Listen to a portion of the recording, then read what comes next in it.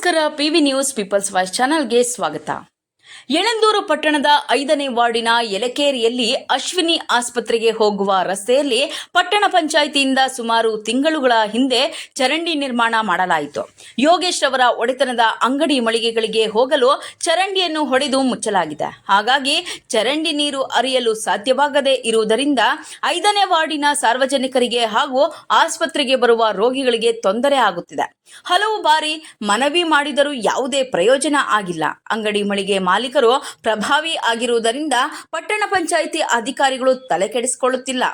ದಯಮಾಡಿ ಸಮಸ್ಯೆ ಬಗೆಹರಿಸಿ, ಇಲ್ಲವಾದರೆ ಉಗ್ರ ಪ್ರತಿಭಟನೆ ಮಾಡುವುದಾಗಿ 5ನೇ ವಾರ್ಡಿನ ಸದಸ್ಯ ಮಹದೇವ್ ತಿಳಿಸಿದರು.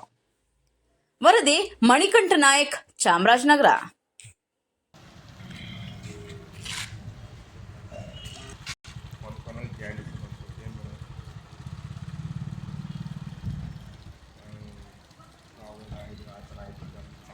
ಫೋನ್ ಮಾಡಿದ್ವಿ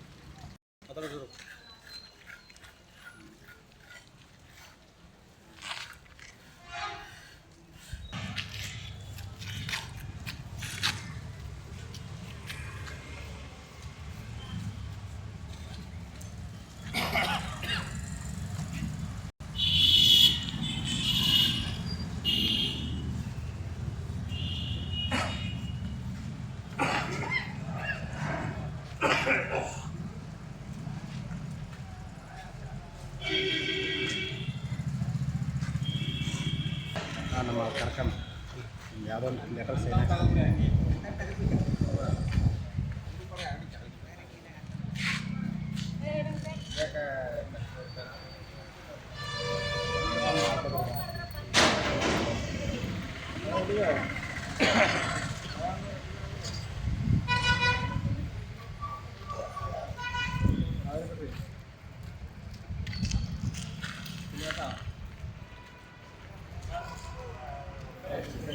ಮಹಾದೇವ್ ಅಂತ 5ನೇ ವಾರ್ಡ್ ಮೆಂಬರ್ ಆಗಿದ್ದೇವೆ. ಈ ಹೋದ ತಿಂಗಳು ಹೊಸದಾಗಿ ಬಚ್ಚಲನ್ನು ನಿರ್ಮಾಣ ಮಾಡಿ ಮುನ್ಸಿಪಾಲ್ಟಿಯಿಂದ ಕಟ್ಟಿಸಿದ್ರು. ಹಾಗಾಗಿ ಮತ್ತೆ ಈಗ ಈ ಮೋರಿನ ಮತ್ತೆ ಹೊಡೆದಾಕಿ ಮೇಲ್ಗಡೆ ಎಲ್ಲ ಮನೆಗಳ ನೀರು ಮತ್ತು ಹರಿಯೋ ನೀರೆಲ್ಲ ಈ ಕಡೆನೇ ಬರೋದು. ಹಾಗಾಗಿ ಇವ್ರು ಏನು ಮಾಡವ್ರೆ ಅಂದರೆ ಎರಡೂ ಸೈಡನ್ನು ಹೊಡೆದಾಕಿ ಎರಡೂ ಕಡೆ ಬ್ಲಾಕ್ ಮಾಡಿ ಬಂದ್ ಮಾಡವ್ರೆ. ಈಗ ಮೇಲ್ಗಡೆ ನೀರು ಹೋಗಲಿಕ್ಕೆ ಅವಕಾಶ ಇಲ್ಲ. ಜನಗಳೆಲ್ಲ ಈಗ ಹೇಳ್ತಾ ಇದ್ದಾರೆ. ಹಾಗಾಗಿ ಜನಪ್ರತಿನಿಧಿಯಾಗಿ ನಾವು ಕೇಳಲೇಬೇಕು. ಇದನ್ನು ಇದು ಎರಡು ಸೈಡು ಮುಚ್ಚಿದ್ದಾರೆ ಸರ್. ಇದು ನೀರು ಹೋಯ್ತಾ ಇಲ್ಲ. ಇದು ಕಾನೂನುಬದ್ಧವಾಗಿ ಏನಾಗಬೇಕು, ಇದು ಚೀಫ್ ಆಫೀಸರ್ ಹತ್ರ ನಾವು ಹೇಳಿದ್ದೀವಿ. ಅವ್ರು ತೆರವು ಮಾಡಿಸ್ತೀವಿ, ಈಗ ಅದನ್ನು ಕಿತ್ತಾಕಿಸ್ತೀನಿ ಅಂತ ಹೇಳಿದ್ದಾರೆ. ಮತ್ತು ಮೊನ್ನೆ ಹೇಳಿದವರು ನಿನ್ನೇನು ಬಂದಿಲ್ಲ, ಇವತ್ತು ಬಂದಿಲ್ಲ. ಅವರು ಯಾರು ಬಂದಿಲ್ಲ? ಚೀಫ್ ಆಫೀಸರ್ ನಿನ್ನೆ ಮಾತ್ರ ಬಂದು ನೋಡ್ಕೊಂಡು ಹೋಗಿದ್ದಾರೆ. ಆದರೆ ಅದನ್ನು ತೆಗಿಸಾಕ್ಲಿಕ್ಕೆ ಈಗ ಅದನ್ನು ಅವರು ತೆಗಿಸಾಕ್ಬೇಕಾಯ್ತು ಆಳುಗಳು ಬಿಟ್ಟು. ಈಗ ಅದೆಲ್ಲ ನೋಡಿ ನೀರೆಲ್ಲ ಹಾಸ್ಪಿಟ್ಲ್ ಮುಂದೆ ಎಲ್ಲ ಸ್ಮೆಲ್ ಬರ್ತಾಯಿದೆ, ನೀರೆಲ್ಲ ಪ್ಯಾಕ್ ಆಗ್ತಾಯಿದೆ.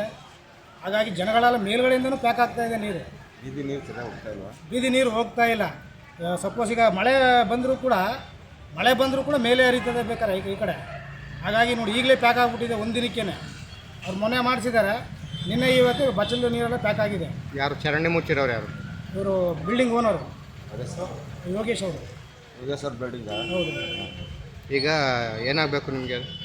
ಅದು ತೆರವು ಮಾಡಬೇಕು. ಅದು ಕಾನೂನುಬದ್ಧವಾಗಿ ಅದು ಸಾರ್ವಜನಿಕರ ಸ್ಥಳನ ಈ ಥರ ಮಾಡಿದ್ದಾರೆ.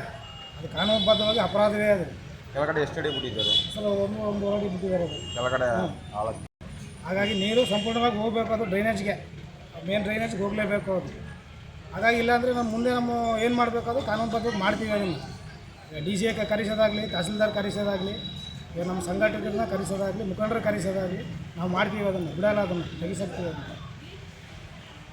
ಸರ್, ಇದಕ್ಕೆ ಸಂಬಂಧಪಟ್ಟ ಅಧಿಕಾರಿಗಳು ಇದನ್ನು ಈ ಕೂಡಲೇ ಇದ್ರ ಬಗ್ಗೆ ಕ್ರಮ ತಗೋಬೇಕು.